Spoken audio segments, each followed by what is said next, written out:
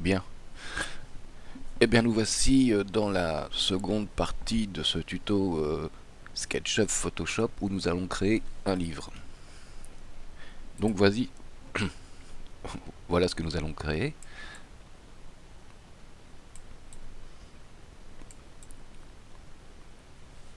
Ça, c'est la base de notre livre, donc on a la couverture et à l'intérieur les pages. Je les ai colorisées afin qu'on voit mieux et en plus, quand je partirai finir ce travail dans Photoshop, j'aurai des grandes zones de couleurs qui me permettront d'avoir une sélection plus facile. Bien, on va revenir en vue de devant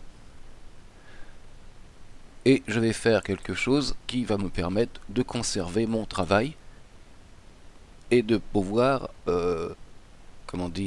repartir sur une interface libre et continuer de travailler des petits objets que je vais ajouter à la couverture pour enrichir mon travail.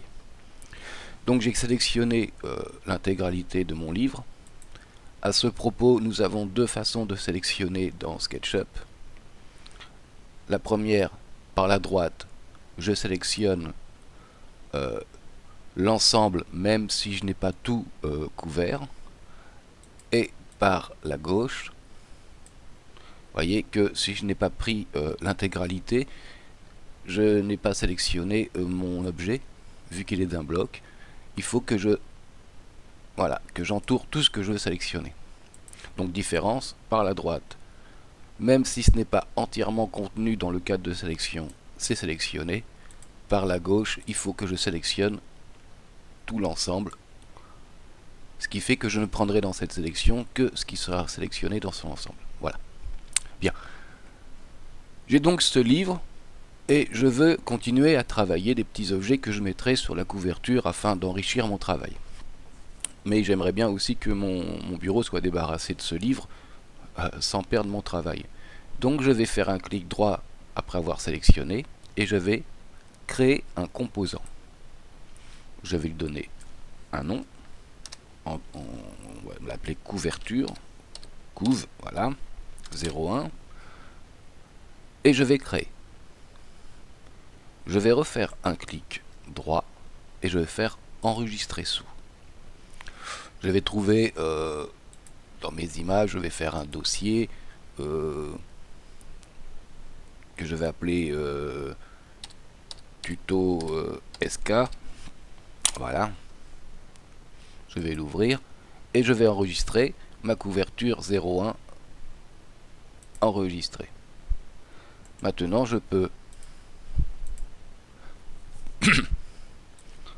sélectionner et supprimer. Et si je veux revenir, une fois que j'aurai modélisé les autres petites parties de ma composition, eh bien je vais dans Composants et sur la petite maison, où là, pour l'instant, comme j'en suis toujours dans mon travail, je peux aller chercher mon composant couverture 01, l'amener et pouvoir retravailler dessus. Voilà.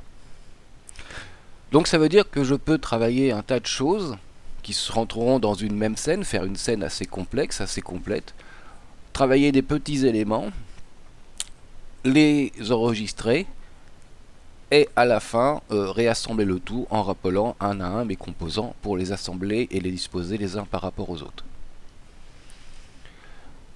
Maintenant nous allons voir comment j'ai modélisé ce livre, hein. C'est une modélisation relativement simple, hein, pour commencer.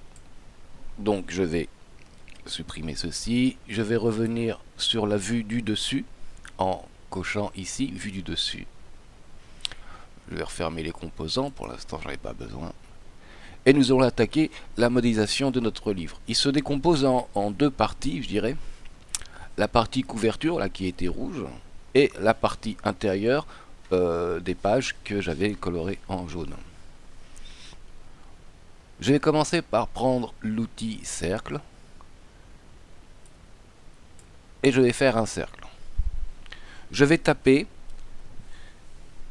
3 cm, 3 cm. Nous voyons que en bas de notre écran à droite, ça s'est mis dans rayon, puisqu'on ne part que du rayon hein, dans les cercles. J'ai bien 3 cm, je tape sur entrée, j'ai bien 3 cm, et je vais mettre C 64 pour avoir un cercle assez régulier. Maintenant, si je vais sur l'outil zoom étendu, voilà. Mon cercle est apparu en grand sur mon espace de travail, alors qu'il est petit, qu'il fait 3 cm. Bien. Je n'ai pas besoin de ce cercle au complet, mais d'un demi-cercle. Alors je vais prendre l'outil crayon, je vais me placer ici, extrémité, je vais descendre. Vous voyez que mon trait est noir si je pars à gauche ou à droite de la ligne centrale, et qu'il devient vert si je suis bien au centre. Et quand je touche le segment du bas de mon cercle, j'ai un petit truc extrémité qui se met et j'ai un point vert. Si je clique, j'ai fait un trait droit qui coupe parfaitement mon cercle. Je vais me débarrasser de la partie droite de ce cercle.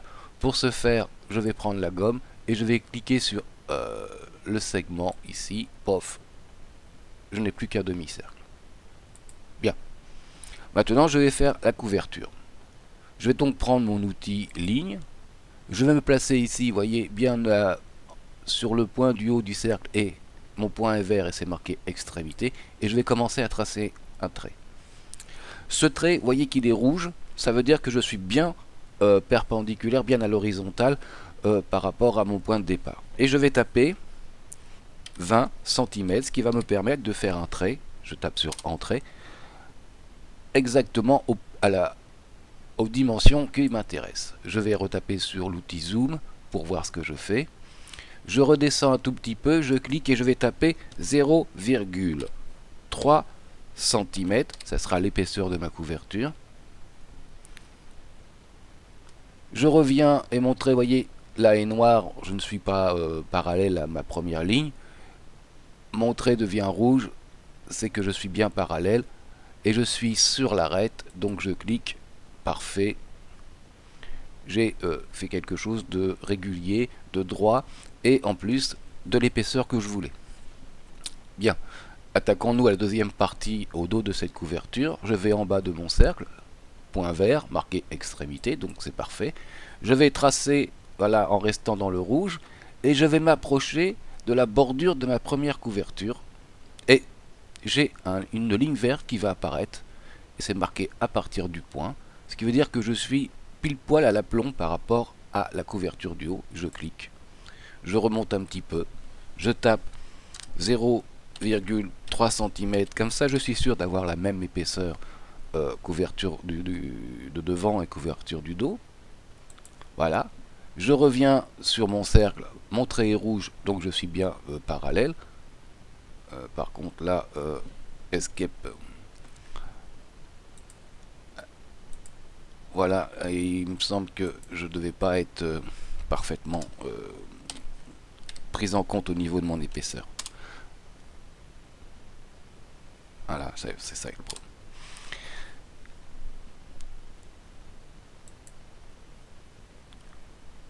0,3 cm. Voilà. Et maintenant, je vais revenir sur mon cercle. Mon trait est rouge, je suis sur l'arête, je clique. Voilà, j'ai une forme bien régulière et j'ai pris des dimensions pour m'y retrouver dans mon processus de modélisation. Je sais que mon livre fait 20 cm de large et il fera 30 cm de hauteur, ce qui fait un beau gros livre. Maintenant, plaisir. Je vais créer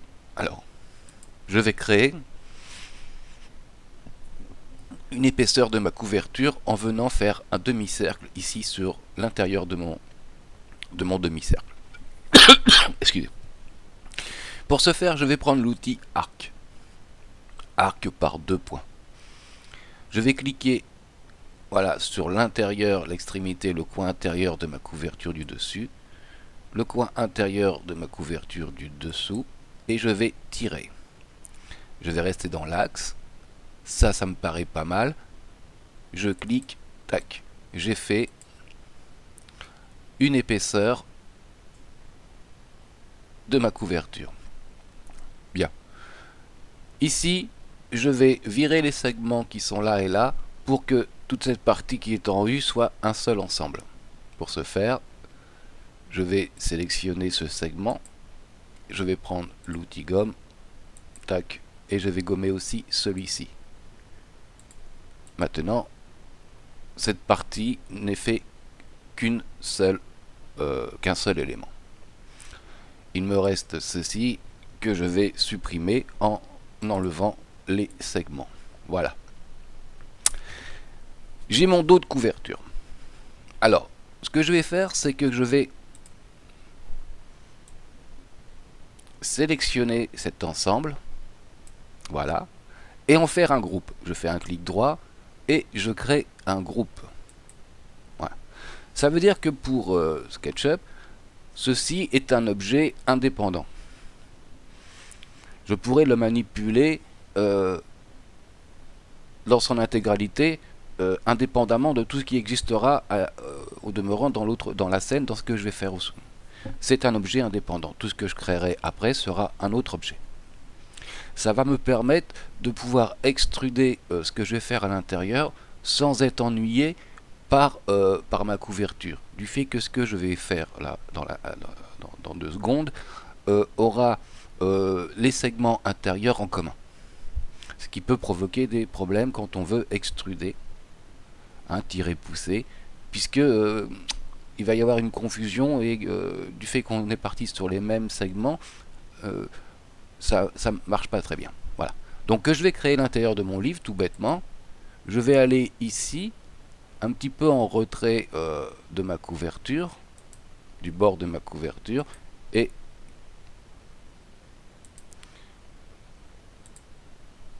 je vais tracer mes pages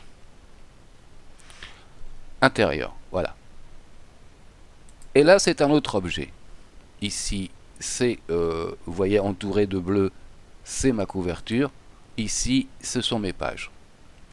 Je vais faire la même chose que précédemment, c'est-à-dire que je vais remplir cette zone en arrondi pour mes pages. Donc, je vais prendre l'outil arc de points, me mettre sur le dessus de ma page, ici, et tirer pour que, voilà, sur l'axe bien proprement. Voilà. Pour avoir ceci, je vais virer les segments qui sont ici. J'ai bien 2 objets. La couverture, alors je double-clique pour la sortir de son enveloppe de groupe. Donc ma couverture et mon intérieur qu'on ne voit pas puisque je suis pour l'instant sélectionné sur un groupe. Eh bien nous n'avons plus qu'à extruder tout ça et notre livre va être quasiment terminé. Au moins pour sa partie modélisation principale.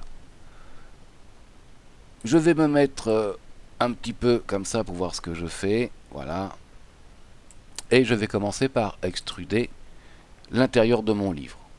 Je prends l'outil pousser tirer, je commence à soulever et là je vais taper 29,5. Voyez l'intérêt de mettre des dimensions, c'est que comme ça tout ce que je vais faire va être à l'échelle de tous les éléments. Et je fais entrer. Donc voilà.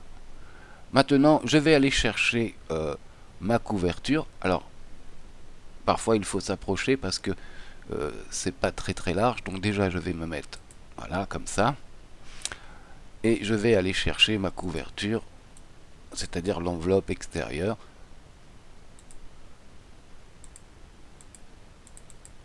Vous voyez que c'est pas toujours simple. Je vais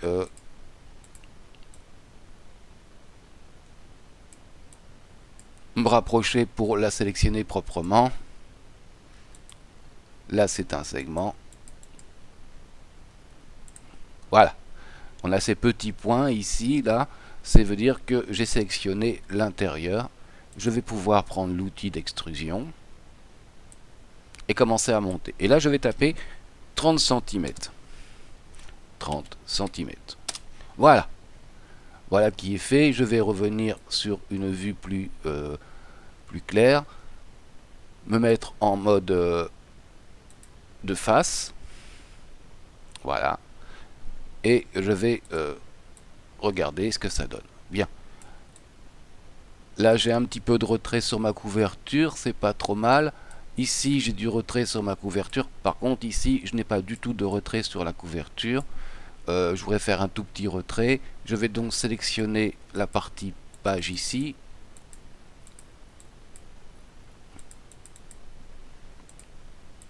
Voilà. Et je vais prendre l'outil pousser-tirer et je vais la sortir un tout petit peu. Voilà. De façon à avoir un petit décalage avec la couverture. Peut-être pas trop. Voilà. Ce qui donnera un petit effet plus sympathique. Regardons voir. Oui, oui, oui. Eh bien, notre livre est modélisé. Je vais me mettre correctement. Et je vais aller chercher de quoi le coloriser. Donc, je vais aller chercher dans matière. Je vais prendre couleur.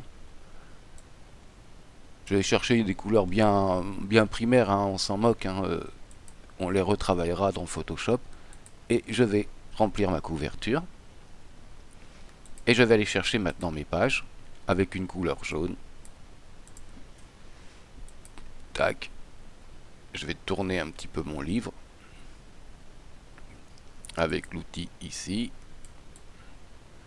Voilà, sélectionner ma page ici, tac. Et en tournant encore un petit peu, voilà, reprendre l'outil peinture, pot de peinture, et voilà.